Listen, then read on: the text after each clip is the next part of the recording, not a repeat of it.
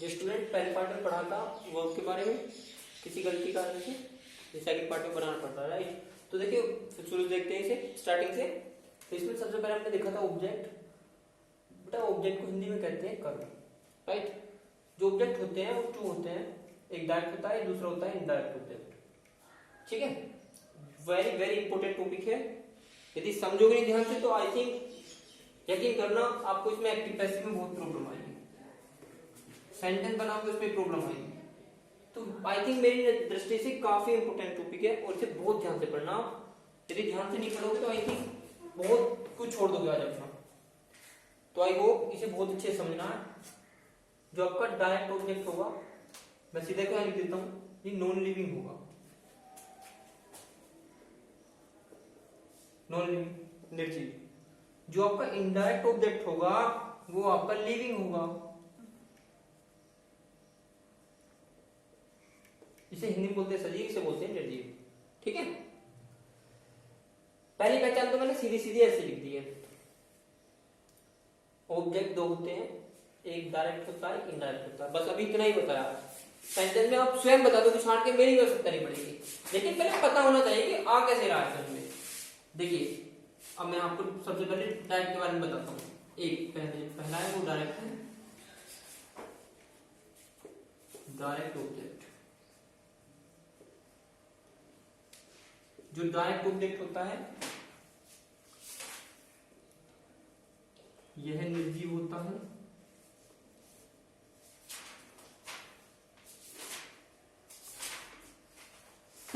निर्जीव गलत लिखा हुआ आप, सॉरी।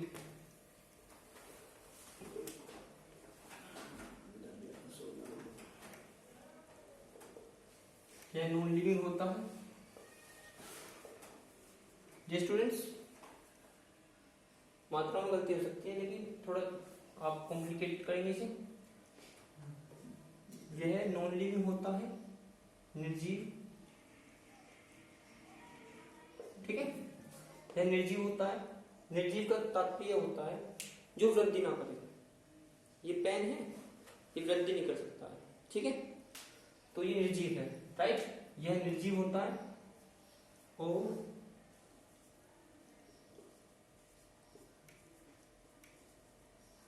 वाक्य में क्या शब्द लगाने से मिलता है,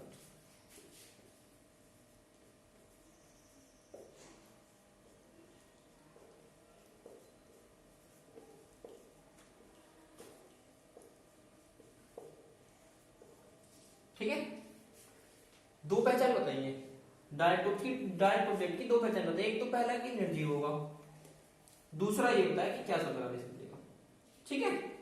दूसरा देखते हैं इनडायरेक्ट ऑब्जेक्ट।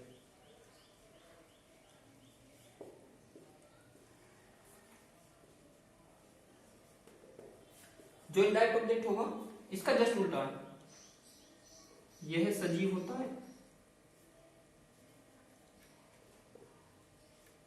यह सजीव होता है तथा वाक्य में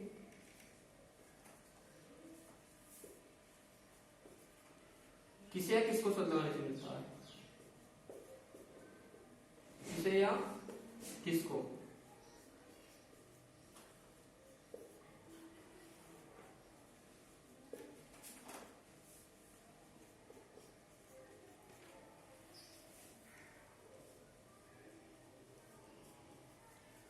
समझे ध्यान से। इनडायरेक्ट ऑब्जेक्ट और डायरेक्ट ऑब्जेक्ट में डिफरेंट। जो डायरेक्ट होगा वो नॉन लिविंग होगा, जो इनडायरेक्ट ऑब्जेक्ट होगा वो लिविंग होगा, सजीव होगा, ठीक है।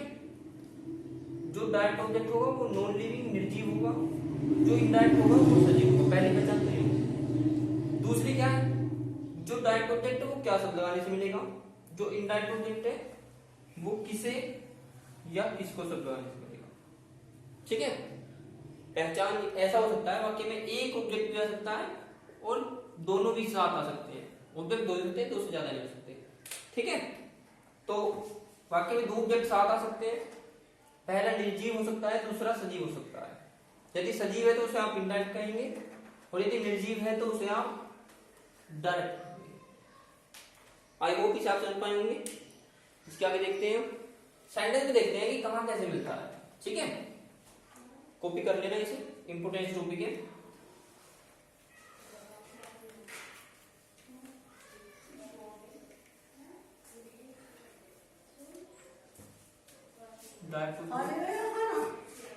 राम राम बेटा, राम राम बने रहो।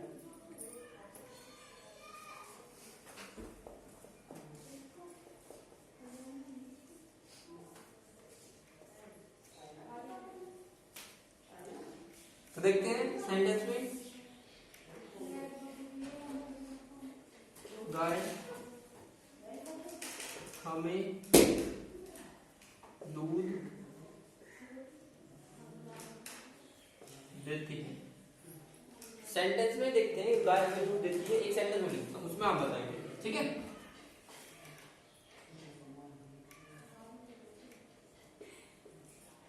सोहन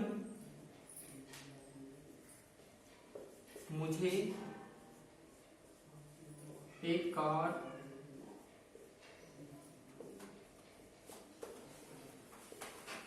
देखो, दो सेंटेंस लिखे हैं। मैंने फर्स्ट टाइम जब आपको स्टार्टिंग किया था, मैंने आपको बताया था कि ये क्या लिखा हुआ है। सबसे पहले बताया था ये सेंटेंस, क्यों कहा था, शब्दों का समूह हो गया। ठीक है, अगला ये बताया था कि सेंटेंस के कितने पार्ट होते हैं। तो मैंने आपको बताया सेंटेंस के 2 पार्ट होते हैं, एक सेंटेंस होता है, एक तो सब्जेक्ट होता है, दूसरा प्रेडिकेट होता है। अब इसमें सब्जेक्ट बताओ कहां पे है, किसके बारे में बात कर रहे हैं भाई, गाय के बारे में बात कर रहे हैं। क्या बात कर रहे हैं कि हमें दूध देती है, तो इसका मतलब जो गाय है ये तो आपको हो गया सब्जेक्ट, ऐसे ही ना। बचा ऊपर प्रेडिकेट हो गया, इतना क्लियर हो गया। मैंने आपको अब इस सेंटेंस के बारे में एक चीज ये बताया था, जो हमारा सेंटेंस होता है उसके जो टाइप होते हैं वो 5 होते हैं। अब ये 5 में कौन सा है, यदि आपने पढ़ा होगा ध्यान से तो आप अभी बता देंगे। देखिए, सब्जेक्ट से शुरू है, वाक्य का आंसर पूर्ण विराम से हो रहा है, या तो पूर्ण विराम से या फुल स्टॉप से हो, वो सेंटेंस आपका असर्टिव होता है। और असर्टिव के 2 पार्ट होते हैं, मैंने आपको बताया था, एक अफर्मेटिव, दूसरा निगेटिव।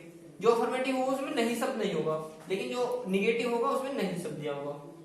ऐसी चेन बनाइए, चेन के थ्रू आप बहुत ज्यादा कुछ सीखेंगे।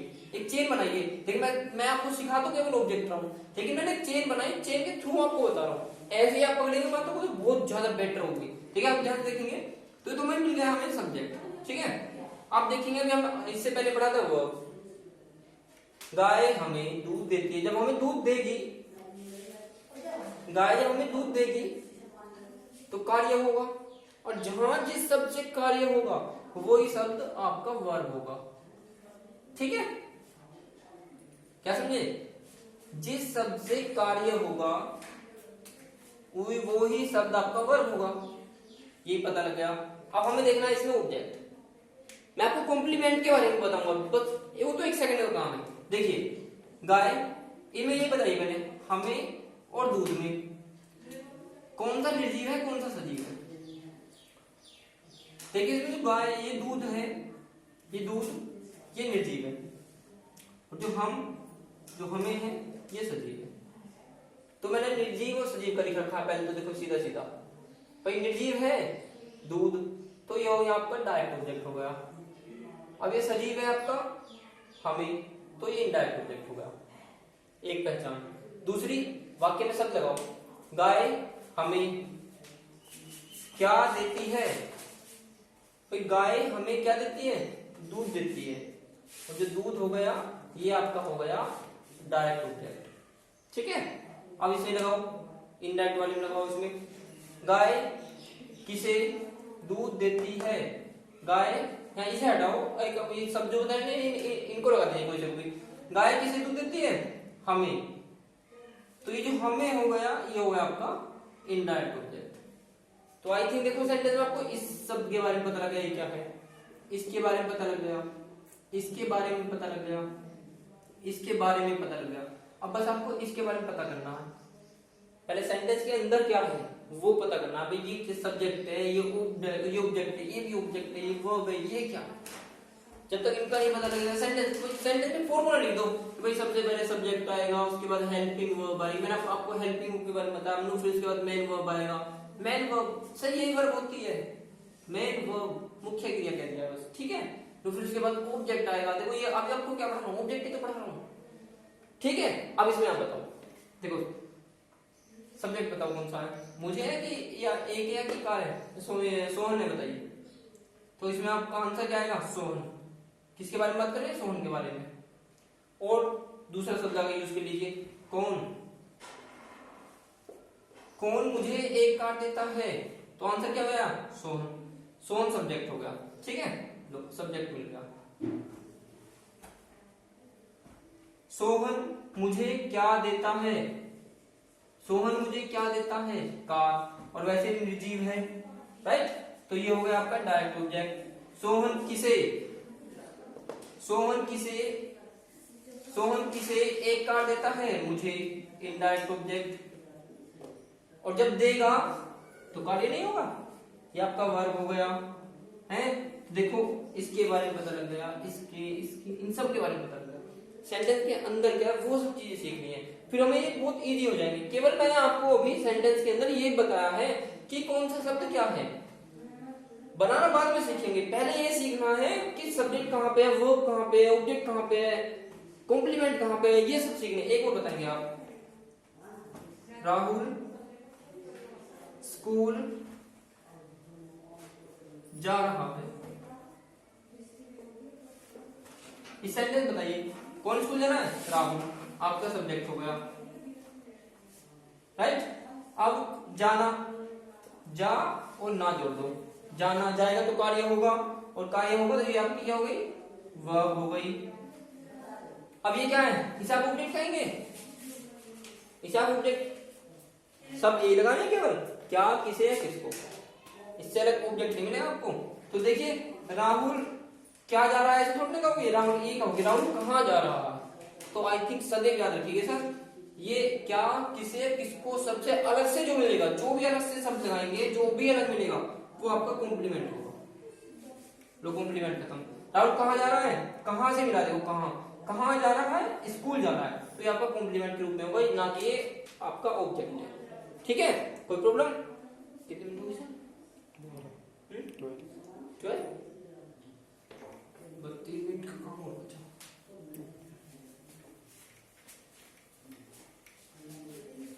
ये स्टूडेंट्स अब ऑब्जेक्ट को रखना और बता देता हूं, ध्यान से देखना। रखना यदि वाक्य में तो ऑब्जेक्ट के साथ आ जाएंगे। वेरी वेरी इंपोर्टेंट है ये जो पॉइंट है, ये जो पॉइंट है वेरी वेरी इंपोर्टेंट। देखिए यदि वाक्य में दोनों ऑब्जेक्ट एक साथ आ जाएंगे तो आप सबसे पहले रखोगे इनडायरेक्ट ऑब्जेक्ट को, राइट। उसके बाद रखोगे आप डायरेक्ट ऑब्जेक्ट। ये रूल है सही रूल, सही रूल ये है ऑब्जेक्ट रखने का। लेकिन यदि कोई कह लगे नहीं हम तो पहले डायरेक्ट रखना चाह रहे हैं, चलो ये रख लो डायरेक्ट, नो प्रॉब्लम। लो हमने डायरेक्ट ऑब्जेक्ट पहले ले लिया। यदि आप डायरेक्ट ऑब्जेक्ट पहले ले लेते हैं और इनडायरेक्ट ऑब्जेक्ट को डायरेक्ट ऑब्जेक्ट के बाद रखते हैं, तो इनडायरेक्ट ऑब्जेक्ट से पहले आपको 2 या 4 101% लगाना पड़ेगा, 2 या 4, उसके बाद इनडायरेक्ट ऑब्जेक्ट। इनडायरेक्ट ऑब्जेक्ट इसे कॉपी कर लेना, वेरी वेरी इंपोर्टेंट है ये एक्टिव पैसिव में, very importance, very very most importance. और प्लस आपका सेंटेंस टेंस जो भी आएंगे उनमें वेरी इंपोर्टेंट है। देखो एक सेंटेंस देखता हूं, अभी बस केवल हम सीख रहे हैं, बस सेंटेंस को बनाना नहीं सीख रहे, केवल ऑब्जेक्ट को देखते हैं कैसे। गाय हमें दूध देती है, देखो सेंटेंस को देखो, कौन हमें दूध देती है, गाय।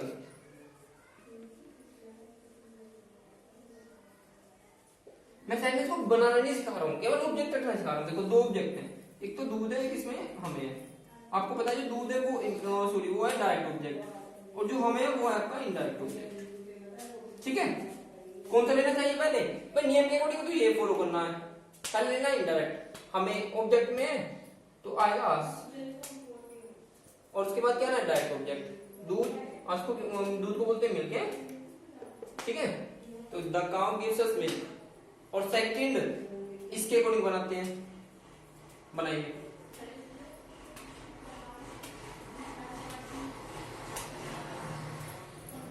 सेंटेंस को बनाने के लिए केवल ऑब्जेक्ट रखना चाहिए, केवल ऑब्जेक्ट रखना। देखो दिस, अब आप कह रहे हो कि नहीं हम तो सर पहले, हाँ ये कि हम तो सब पहले वो ले लें, क्या बोलते हैं डायरेक्ट ऑब्जेक्ट। कौन सा डायरेक्ट? दूध, दूध को क्या कहते हैं? मिल्क। ठीक है, अब आपका बचा आपका ये इनडायरेक्ट ऑब्जेक्ट। इनडायरेक्ट ऑब्जेक्ट से पहले आपको फॉलो करना है, एक लगाना है इनमें से, या तो टू लगाइए या फोर लगाइए, as you wish. For us, to us कर दीजिए चाहे फोर अस कर दीजिए, दोनों सही है, लेकिन लगाना अवश्य पड़ेगा, यही नियम है। और डियर स्टूडेंट, ये वेरी वेरी इंपोर्टेंट टॉपिक था। ऑब्जेक्ट के बिना तो हम अधूरे हैं। मैंने आपको वर्ब पढ़ा दिया है और ऑब्जेक्ट पढ़ा दिया है। कल से ऑक्सिलरीज कर देंगे स्टार्ट, और ऑक्सिलरीज आपकी यू कैन से ऑक्सिलरीज अभी जो बताया था, राइट, अभी बताया था मैंने आपको ऑक्सिलरीज, उसी को पढ़ाएंगे कल। ठीक है, तो इस अभी मैंने आपको पढ़ाया वर्ब और पढ़ाया आपको ऑब्जेक्ट।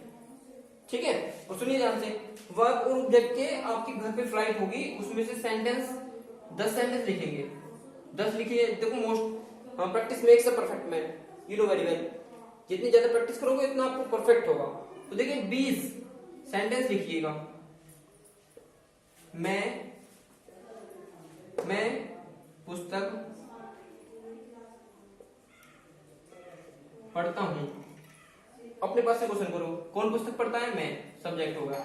बनाओ ना सेंटेंस को, बस ऐसे प्रैक्टिस कर लो सीधी सीधी। पढ़ता हूं तो देखो वर्ब कार्य हो गया, क्या पढ़ता हूं, क्या पढ़ता हूं, क्या पढ़ता हूं, क्या पढ़ता हूं, देखो पुस्तक पढ़ता हूं, ऑब्जेक्ट हो गया, कौन सा हो गया? डायरेक्ट हो गया। ऐसे बस इतनी प्रैक्टिस कर लो, यकीन कीजिए एक भी नंबर बाहर नहीं जाएगा, जितना पढ़ा दे उससे बाहर नहीं जाएगा। और इस बार आई थिंक कोरोना की वजह से स्कूल की भी देखो कम चांसेस है, तो आई थिंक घर पे आकर के सभी बच्चे अच्छे से प्रैक्टिस करें। और आपके लिए सब ये कर रहे हैं, इतना सब कुछ इस केवल आपके लिए है। ठीक है, तो आई थिंक जो आपके साथ के बच्चे हैं और भी जो है उन सबको लिंक के द्वारा लिंक के द्वारा चैनल को सब्सक्राइब करिए, जो शेयर जरूर कर देगा। ठीक है, बाय, जय हिंद, जय भारत।